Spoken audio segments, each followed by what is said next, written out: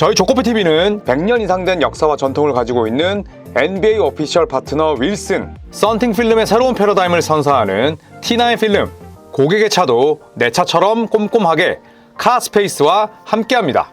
네, 자 오늘은 LA 레이커스 이야기를 해볼까 합니다. 자, 레이커스가 미러키 벅스와 원정 맞대결을 승리로 장식하면서 프리시즌 첫 승리를 따냈는데, 자 하지만 레이커스를 둘러싼 이런 분위기 자체는 굉장히 좀 어수선합니다. 프리시즌 때부터 그랬고, 또 르브론 제임스의 최근 발언, 여기에 또 브로니 제임스라는 양념까지 더해지면서 이런저런 이야기들이 나오고 있는데요. 자, 이슈들을 한번 정리해봤습니다. 자, 레이커스 선수들이 다빈 감독을 싫어했다라는 이 보도가 나왔습니다. 자, 훅스와이어의 이 알제아 마서의 보도에 따르면, 자, 레이커스는 다빈 햄보다 JJ 레딕 감독과 뛰는 걸 더욱더 즐기고 있다. 레이커스 선수들이 다빈 감독을 굉장히 좋아하지 않았다 라고 전했습니다. 사실 뭐 이런 징후들은 있었죠. 레이커스 선수들의 인터뷰도 뭐 지난 시즌 도중에 좀 의아한 부분들이 많았고, 그리고 다빈 감독이 경질됐을 때 그 어떤 레이커스 선수들도 뭐 별다른 움직임이 SNS상에서 없었어요. 자, 그리고 르브론 제임스가 작전판을 뺏어서 다빈 감독으로부터 작전판을 뺏고 본인이 작전을 지시하는 장면들도 나왔는데, 이건 사실 다빈 감독에 대한 선호도도 좋지 않고 다빈 감독에 대한 리스펙도 없었다는 거죠. 결국에는 JJ 레딕 감독이 지휘봉을 잡게 됐는데, 다빈 감독과 여러모로 지금 또 대조되는 그런 장면들을 보여주는 것 같습니다. 자, 그렇다면 다빈 감독은 왜 레이커스 선수들로부터 신뢰를 잃었을까요? 자, 일단 다빈 감독은 뭐 현역 때 엄청난 선수는 아니었지만 NBA 선수 출신입니다. 그리고 한간의 소문에 따르면 르브론 제임스는 NBA 선수 출신 감독을 좋아한다 라는 이야기도 있어요. 자, 그리고 다빈 감독은 JJ 레딕처럼 초짜 지도자가 아닙니다. NBA에서 어시스턴트 코치 생활만 10년이 넘었어요. 레이커스 선수들, 특히나 르브론 제임스가 싫어할 만한 요소들이 별로 없습니다. 자, 하지만 왜 신뢰를 잃었냐? 자, LA타임즈의 댄 와이크가 어떤 얘기를 했냐면, 전술 변경이 너무 잦았다. 이건 이제 선수들이 봤을 때 본인만의 그런 가치관이나 확고한 그런 생각이 없었다는 거죠. 자, 그리고 전술 변경도 잦고 실험도 너무 잦았다. 뭐 로테이션 바꾸고 그 다음에 베스트 5 바꾸고, 그러니까 선수들이 납득할 만한 그런 변경 요인이 아니라 그냥 이거 하다가 안 되고 저거 하다가 안 되니까, 그러다 보니까 실험이 너무 잦더라. 자, 이런 이야기를 했고요. 여기에 작전 시간도 제때 요청하지 않았다. 작전 시간도 제때 요청하지 않으면서 경기가 터지기 일쑤였고, 그리고 본인만의 전략, 그리고 경기 내 조정에 대한 의문점도 너무 많았다. 그러니까 한마디로 선수들이 다빈햄을 감독으로서 인정할 만한 요소가 없었다는 거예요. 그렇잖아요. 계속해서 전술 바꾸고, 그 다음에 이것저것 실험하고, 프리시즌이 아닌데 시즌 도중에 이것저것 그냥 건드려보고, 작전 시간도 제대로 요청하지 않으면서 잡을 수 있는 경기를 완전히 놓치고, 그리고 전략과 전술, 그 다음에 인게임 조정 능력도 없다 보니까 신뢰를 잃었다라고 지금 LA타임즈의 댄 와이크가 이야기를 했습니다. 자, 브로니 제임스는 이런 얘기를 했습니다. 지난 시즌에 비해서 레이커스의 분위기가 더 좋아졌다고 들었다. 야, 너는 조용히 하고 있는 게 낫지 않을까? 라고 말하고 싶지만, 뭐 기자들이 물어봤으니까 얘기를 했겠죠. 만약에 제가 브로니 제임스였더라면 저는 그냥 모르쇠를 시전했을 것 같습니다. 자, 어쨌든 브로니 제임스는 그렇게 이야기를 했고요. 자, 디안젤로 러셀은 지난 시즌 레이커스는 수비에 뼈대가 없었다. 그리고 선수들이 신뢰할 만한 코치들도 없었다. 사실 NBA 선수들 굉장히 존경하는 인물 가운데 하나가 필 핸디인데, 필 핸디도 잘렸잖아요.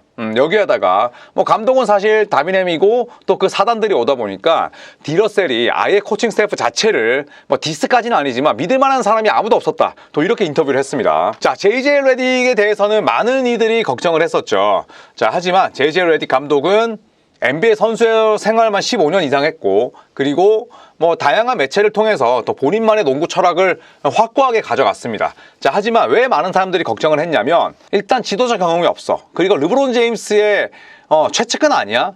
이러면 약간은 좀 낙하산 느낌인데? 자, 이런 부분도 분명히 있을 거예요. 왜냐하면 대부분의 감독들은 지도자 경력 코스를 밟습니다. 자, 하지만 JJ 레딕 감독은 프로 레벨에서는 뭐 아예 지도자 경험이 전무하고요. 뭐 대학 시절 경험도 없기 때문에, 자, 이런 부분에 대해서는 의문이 많았죠. 자, 다빈 햄 감독이 이끈 레이커스는 2022-23 시즌에는 43승을 거뒀고요. 2023-24 시즌은 47승, 그러니까 도합 90승을 따냈습니다. 뭐 굉장히 많은 승수라 보긴 어렵지만 그래도 2022-23 시즌에 컨퍼런스 결승까지 진출을 했으니까요. 뭐 아예 또 실패했다고 보기도 어렵습니다. 자, 나란히 플레이오프 직행이 아닌 이 플레인 토너먼트를 치러야 했고요. 그런데 이 JJ 레딕 감독은 2024-25 시즌 50승을 목표로 삼았습니다. 자, 레이커스의 마지막 50 플러스 승은 2019-20 시즌의 52승이었고요. 당시 서부 1위를 차지했었고 NBA 우승 트로피를 들어 올렸었습니다. 버블 시즌이었죠. 자, JJ 레딕 감독 같은 경우에는 뉴올리언스 펠리컨스의 어시스턴트 코치였던 제임스 보레고, 그리고 유콘, 커네티컷 대학 감독의 댄 헐리 등등을 제치고 JJ 레딕 감독이 레이커스의 감독으로 부임을 했습니다. 자, 그런데 일단 JJ 레딕 감독을 둘러싼 여러 가지 의문점이 들 수밖에 없는 건 아까도 말씀드렸듯이 지도자 경험이 없다는 거, 그리고 르브론 제임스의 최측근이라는 거. 그러기 위해서는 JJ 레딕 감독이 11월을 잘 보내야 됩니다. 초반에 미네소타, 피닉스, 세크라멘토, 피닉스, 클리블랜드 만나거든요. 자, 이 5연전을 얼마나 잘 보느냐에 따라서 또 JJ 레딕 감독의 목표 달성 여부가 어느 정도는 판가름 나지 않을까 싶기도 합니다. 자, 그리고 르브론 제임스가 출전 시간 제한을 아주 극혐했다고 합니다. 다비넨 감독의 결정에 대한 이야기인데요. 자, 르브론 제임스는 최근 공개된 넷플릭스 다큐멘터리 스타팅 5에서 지난 시즌 초반에 받았던 출전 시간 관리를 정말 싫어했다고 밝혔습니다. 자, 르브론 제임스의 출전 시간을 살펴보시면 2021-22 시즌은 56경기 37.2분, 그리고 22-23 시즌 55경기 35.5분, 그리고 23-24 시즌 71경기 35.3분을 뛰었는데 대부분의 슈퍼스타들은 내 체력이 떨어진 걸 인정하지 않아요. 내 기량이 전성기에서 꺾였다는 걸 절대 인정하지 않습니다. 그렇기 때문에 무조건 많이 뛰고 싶어 해요. 내가 설령 코트 위에서 숨을 헐떡이고 수비를 안 하고 쉬고 싶다고 하더라도 일단은 많이 뛰길 원합니다. 그런데 그걸 조절하는 게 바로 감독의 역량이죠. 근데 다비넨 감독의 이런 선택을 르브론 제임스가 이야기할 수밖에 없는 이유는 다비넨 감독이 시즌 초반에 르브론 제임스의 출전 시간을 굉장히 들쭉날쭉하게 조절을 했어요. 그래서 저는 개인적으로 만약에 다비넨 감독이 정말 르브론 제임스의 출전 시간을 조절할 거였다면 르브론 제임스가 갖고 있는 불만을 그냥 싸그리 무시하고 계속 갔어야 됐어. 근데 결국에는 르브론 제임스가 불편한 기색을 내보이고 그리고 또 시즌 초반부터 출발이 좋지 못하다 보니 어떻겠습니까? 흔들릴 수밖에 없는 거예요. 그러니까 이랬다 저랬다 하는 게 결국에는 선수들로부터 신임을 잃을 수밖에 없는 그런 빌미를 제공하는 거거든요. 자, 그리고 제가 지난 시즌 르브론 제임스의 월별 출전 시간을 살펴보면 10월은 사실 경기 수가 많지 않습니다. 자, 하지만 34분이었고요. 그리고 11월 들어선 33.3분이었어요. 그러니까 첫 두 달은 굉장히 낮았습니다. 자, 그리고 나서 1월에 35.3분, 그리고 12월에 35.3분, 그리고 1월에 35.9분, 2월에 36.7분, 3월 35.9분, 그리고 4월 35.8분으로 갑니다. 그러니까 사실 출전 시간이 12월 이후부터는 조금씩 오르긴 했지만 큰 차이는 아니었거든요. 르브론 제임스 본인이 생각했던 것만큼 다비넨 감독이 엄청나게 본인의 출전 시간을 또 줄인 것도 아니었어요. 결국은 제가 해석하자면 그냥 다비넨 감독이 별로 싫었다, 좋지 않았다 라고 저는 볼 수 있을 것 같습니다. 자, 그리고 브로니 제임스에 대해서 잡음이 끊이질 않고 있습니다. 자, 다수의 NBA 관계자들은 브로니 제임스 영입을 이유로 르브론과 리치 폴을 비난하고 있는데요. 일단 스포츠 일러스트레이티드는 자, 레이커스의 두 차례 시범 경기에서 29분 동안 슈팅 7개를 쏴서 6개를 놓쳤다. 3게임을 치렀지만 일단 2게임을 치는 시점에서 스포츠 일러스트레이티드가 얘기를 한 거예요. 브로니는 플레이메이커도 아니다. 3점 슈터도 아니야. 그렇다고 해서 압도적인 운동 능력이 있는 것도 아니야. 이렇게 얘기를 했고요. 블리처 리포트는 브로니는 레이커스에서 단 1분도 뛰지 말아야 된다. NBA에 오게 된 건 그의 아버지 덕분이다. 서부 임원이 얘기한 걸 블리처 리포트가 옮겨 적었습니다. 자, 그리고 ESPN은 브로니는 NBA에서 뛸 준비가 되어 있지 않다. 실패할 준비만 돼 있을 뿐이다. 엄청난 악담을 퍼부었습니다. 자, 그리고 한 동부 임원은 브로니에게 거는 수많은 기대치 현실과 전혀 비례하지 않아. 브로니의 수준이 얼마나 NBA에 떨어져 있는지 약간만 알고 있다면 LA 레이커스가 2라운드 픽으로 브로니를 지명하는 일은 없었을 거다. 결국에는 아버지의 존재 때문에 레이커스가 브로니를 뽑은 거다라고 지금 이야기를 하는 거죠. 자, 브로니 제임스의 2024년 서머리그 기록은 6경기 평균 7득점, 3.5 리바운드, 1.5 어시스트, 야투 성공률이 32.7%. 다른 선수였더라면 그냥 컷오프였겠죠. 하지만 브로니는 아빠가 르브론이다 보니까 또 정식 계약을 맺었습니다. 자, 그리고 르브론 제임스가 보통은 마이크 웍이 좀 괜찮은 선수인데 모처럼 SNS가 인생의 낭비라는 걸 르브론 제임스가 직접 증명을 했습니다.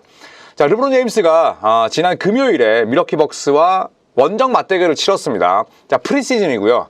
자, 다들 아시다시피 르브론 제임스가 속한 LA 레이커스는 캘리포니아에 위치해 있습니다. 미국 서부고요. 그리고 밀워키 벅스는 위스콘신주, 바로 미국 중부에 있습니다. 비행기로만 4시간이 걸리고요. 차 몰고 가면 30시간 걸려요. 자, 그런데 르브론 제임스가 본인의 SNS 계정에 어떤 얘기를 했냐면 프리시즌 한 경기, 고작 한 경기 뛰고자 밀워키까지 비행기 타고 가야 되는데 이거 혹시 설명해 줄 사람 있어? 이렇게 이야기를 합니다. 그러니까 진짜 프리시즌인데 우리가 겨우 한 게임 뛰고자 밀워키까지 비행기 타고 가야겠어? 라는 이야기인데 저는 굉장히 프로페셔널하지 못한 발언이라고 생각을 합니다. 자, 왜냐하면 일단 프리시즌의 일정을 잡는 건 NBA 사무국이 관여하지 않아요. 각 프런트들이 알아서 합니다. 그렇기 때문에 굳이 LA 레이커스가 위스콘신주까지 날아가서 밀워키랑 경기해야 될 의무는 없어요. 그런데 사실 모든 이해관계가 들어맞을 수는 없잖아요. 그리고 지금 LA 레이커스 홈구장인 크립토닷컴 아레나는 현재 리노베이션 중이에요. 1999년에 건립이 됐기 때문에 25년 지났잖아요. 저도 이제 여기를 10번 정도 가봤습니다만 좀 낡았어요. 다른 구장에 비해서. 전광판도 작고. 그런데 전광판도 교체하고 그 다음에 또 좌석도 새로 만들고 엄청나게 많은 공을 기울이고 있습니다. 자, 그렇기 때문에 이번 프리시즌 때 레이커스가 크립토닷컴 아레나에서 경기를 못 펼쳐요. 자, 그래서 본인들의 홈이라고는 하지만 한 2시간 정도 이동을 해서 또 홈 경기를 치르기도 했었고 어쩔 수 없이 본인들의 홈에서는 게임을 치를 수 없는 상황입니다. 그렇기 때문에 누가 등 떠밀어서 가라고 한 것도 아니고 레이커스의 구단 수뇌부가 그렇게 정한 건데 마음먹은 사람이 저렇게 트위터에 글을 적는 것 자체가 또 빌미를 제공하는 거 아닐까 이런 생각이 듭니다. 왜냐하면 본인의 일이잖아요. 본인이 해야 될 일이고 그리고 본인이 받는 연봉에는 정규 시즌 82경기 그 다음에 NBA 플레이오프 10몇 경기 뿐만 아니라 프리시즌에 뛰는 경기도 연봉에 포함이 돼 있어요. 그렇기 때문에 자, 르브론 제임스가 비행기 타고 4시간 가는 걸로 이렇게 징징거려서 글을 남긴 것 자체는 조금 실망스럽고 댓글들에 또 많은 내용들이 있더라고요. 근데 그게 네 일인데 어떡할 거야? 왜 이렇게 찡찡거리는 거야? 짜증나면 은퇴해. 아니면 30시간 동안 네가 차 몰고 가. 이런 댓글들도 있었는데 괜한 글을 적은 것 같아요. 자, 그런 식으로 따진다면 사실 보스턴 셀틱스나 덴버 너게츠가 더 피곤하겠죠. 왜냐하면 저도 이제 구독자분들 23분 모시고 아랍에미레이트 아부다비를 다녀왔는데 셀틱스와 덴버는 또 아부다비까지 갔다 왔습니다. 왜냐? NBA를 위해서, NBA 팬들을 위해서, NBA 세계화를 위해서 그렇게 갔다 온 거예요. 당연히 NBA 선수들도 귀찮죠. 자국에서 뛰고 싶고 홈에서 뛰고 싶지. 솔직히 아부다비 그 다음에 또 그 전에는 예전에 필리핀까지도 왔었죠. 차이나 게임하러 중국 왔었죠. 또 얼마 전에 일본까지 왔었죠. 솔직히 가고 싶을까요? 아니요, 피곤합니다. 하지만 그거는 속으로 생각해야 되는 거야. 그거는 그냥 내가 내 가족들, 내 친척들, 내 친구들, 내 동료들과 그냥 불만을 내비치는 선에서 끝내야지. 그거를 활자해서 적었다? 저는 굉장히 어리석다고 생각을 합니다. 자, 리그의 얼굴인 르브론에게서 이런 이야기가 나왔다는 게 조금 실망스럽고 그리고 밀워키에 사시는 분들 가운데서도 분명히 이 경기를 손꼽아 기다렸던 르브론 개인 팬이든 앤서니 데이비스 팬이든 레이커스 팬들이 계셨을 텐데 자, 르브론 제임스의 이런 발언은 조금 팬들을 아래로 두는 게 아닐까 이런 생각이 들어서 저는 좀 실망스러웠습니다. 자, 이 실망스러운 발언을 했던 르브론 제임스의 LA 레이커스와 골든스테이트 워리어스의 경기가 다음 주 토요일 10월 19일에 열립니다. 레이커스는 밀워키 원정을 시작으로 이제 피닉스 갔다가 또 샌프란시스코에서 이 일정을 마무리합니다. 자, 스포티비에서는 레이커스와 또 골든스테이트 워리어스 경기를 중계해주고요. 제가 이 중계를 시작으로 이번 2024-25 시즌 또 첫 해설에 들어가니까요. 많은 사랑을 부탁드리겠습니다. 고맙습니다.